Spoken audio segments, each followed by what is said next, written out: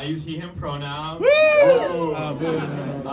And if I could sweat anything other than sweat, it would probably be grape jelly. Is that good? Do you feel like we sort of know each other? We got like a dynamic going? Okay, that's good. Because I always feel like doing this sort of thing is a little bit like a first date, you know? Like, I'm up here, I'm trying to put my best foot forward. Like, I want you guys to like me, you know? And then you guys kind of sit there. Instead of doing what I would normally do on a first date, like talking myself up, emphasizing my good traits, I'm going to tell you I messed up. I messed up pretty bad recently. So we're going to sort of build this relationship based on vulnerability and trust, and that's where we're going to come from. So this happened a couple weeks ago on Reverend Dr. Martin Luther King Jr. Day. And,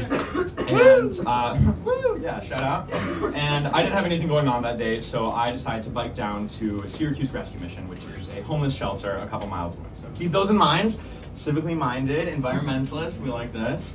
So I'm logging up my bike and sort of looking around. You're doing that thing where you don't want to be looking around because you have your liberal angel on one shoulder that's like, don't cast judgments on these people by making harmful stereotypes that just steal your bike. Pink Pony Club. On your other shoulder, you have like your conservative truck that's like, shoot them before they take your stuff. I did neither.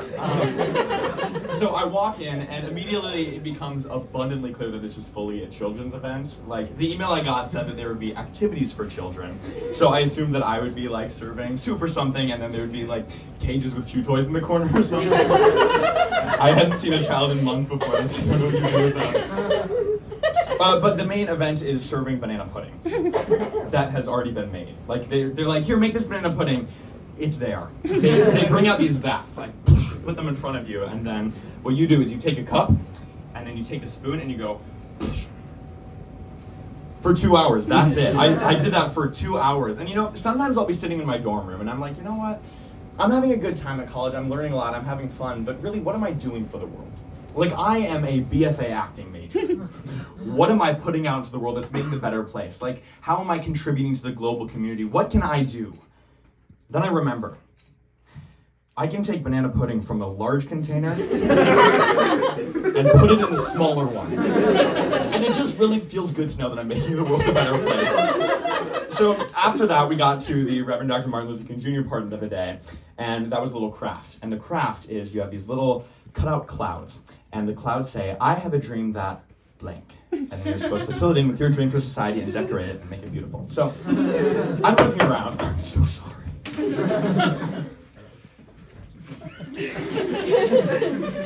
Thank you.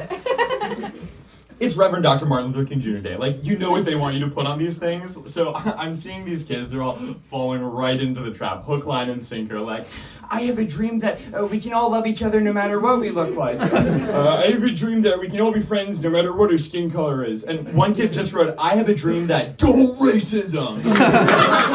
And honestly, I respect the hell out of that. But you know, I'm 19, like, I'm an out-of-the-box thinker, Enneagram Type 5. I don't know what that means. But I'm like, okay, I'm like the bad boy of Reverend Dr. Martin Luther King Jr. Day, so I'm gonna do my own thing. And I'm like, okay, what am I grateful for?